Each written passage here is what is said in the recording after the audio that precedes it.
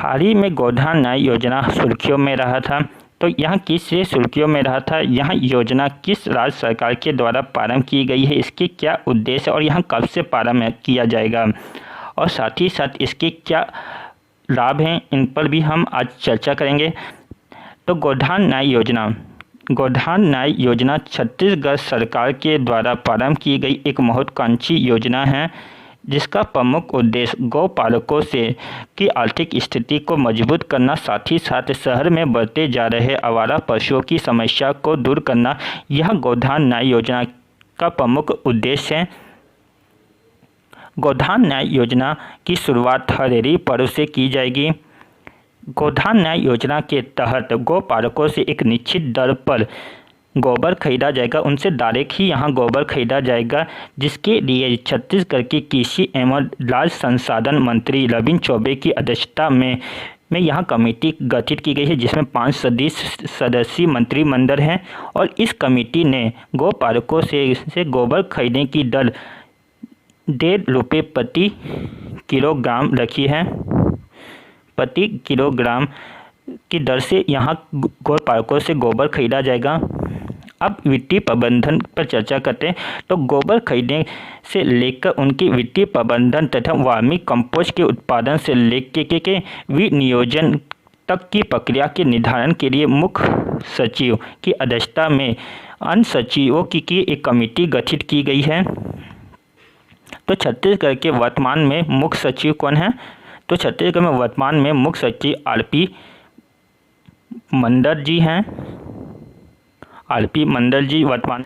तो छत्तीसगढ़ गोधन न्याय योजना के उद्देश्यों में से एक उद्देश्य आवारा पशुओं की समस्या का निदान। तो यहाँ किस लिए जरूरी है उस पर चर्चा करते हैं।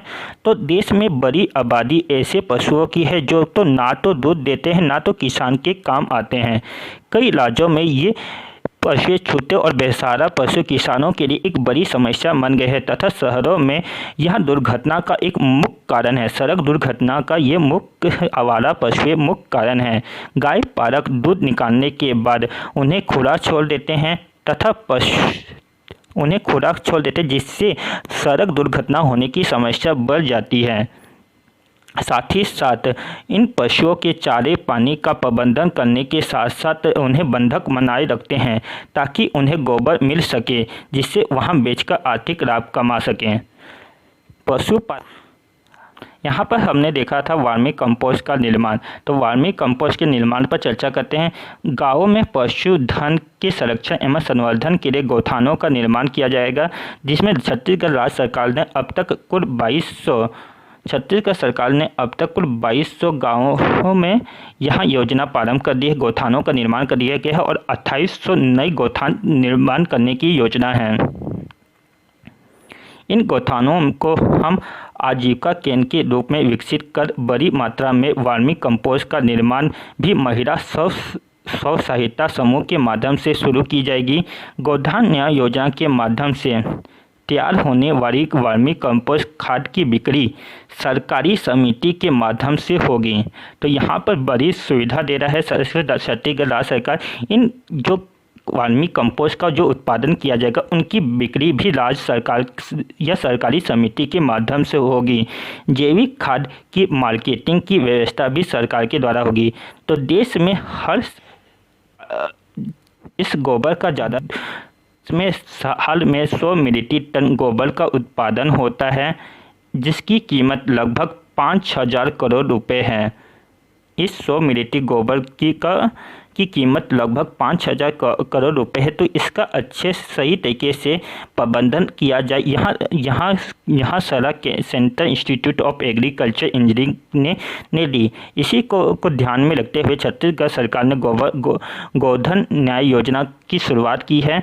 इस योजना के तहत तो इस गोबर का ज़्यादातर प्रयोग बायोगैस बनाने में किया जाता है, साथ ही साथ इसके अलावा खंडे व अन्य कालों में भी किया जाता है। भारत में पिछले कई वर्षों में विश्व में सबसे ज़्यादा पशु एवं सबसे ज़्यादा दूध देने वाले देश है, लेकिन यहाँ होते हुए भी अगर प्रति व्यक्ति के हिसाब से या प्रति पशु दूध उत्पादन बहुत ही कम है। 20वीं पशुधन के अनुसार भारत में गाय और भैंसों की संख्या करीब 30 करोड़ है, जिसमें गाय और भैंस दोनों की संख्या लगभग 30 करोड़ है, जिसमें से 1400 करोड़ 14.51 करोड़ केवल गाय हैं। 30 करोड़ गाय और भैंसों की संख्या, जिसमें से 14.51 करोड़ सिर्फ गाय हैं, जिसमें से अगर सिर्फ दुधारू पशुओं की संख्या देखा जाए तो उसकी संख्या कुल 12 करोड़ 50 लाख दुधारू पशु हैं। तो आज के लिए इतना ही।